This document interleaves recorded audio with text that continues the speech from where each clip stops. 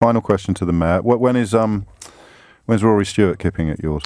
Well, can I make the serious point? Which is a serious question. I know some people may not like this, and it may make life dull for journalists. But the election on May the 7th is a two-horse race between me and the official Tory candidate. And there'll be candidates who, say and do and have or are gimmicky and outlandish. That's not fair. But the important thing for me, as somebody who wants to stay being mayor, is to focus on who the real opponent is.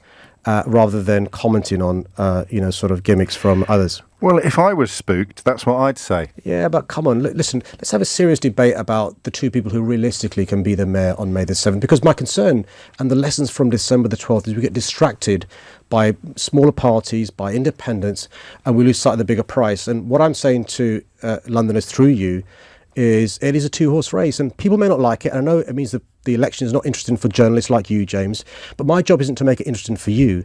It's to make sure that Londoners have a clear choice between the two candidates who are most likely like the cut of Rory Stewart's jib. You can't just dismiss him as a gimmick.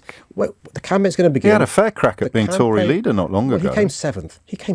But you know that there was some sharp practice in votes being transferred. He's made look, trust me, I speak to the public every day. Well, sure, well, so do I. He's made a connection. Well, James, I know it's interesting for you as a journalist. Stop saying that. It's interesting for me as a Londoner. It's patronising to Londoners when you have somebody who finished seventh persuading you, a journalist, to ask me, the mayor, questions about somebody who's not going to be one of the two horses. Look, your question was, do you want... So what about, can I ask you about Siobhan Benito? With respect, you didn't ask me about her. With respect, you but asked she's me. not a horse either. I know, listen, well, let's talk about the other candidates when the election begins, but it's a two-horse race. I'm quite clear in relation to my record of the last 4 years. I'm quite clear about the choices Londoners have. And if you want to ask me the question about sleeping in people's houses, I can promise you this. Go on. If you vote for me, I promise not to want to come to sleep in your house.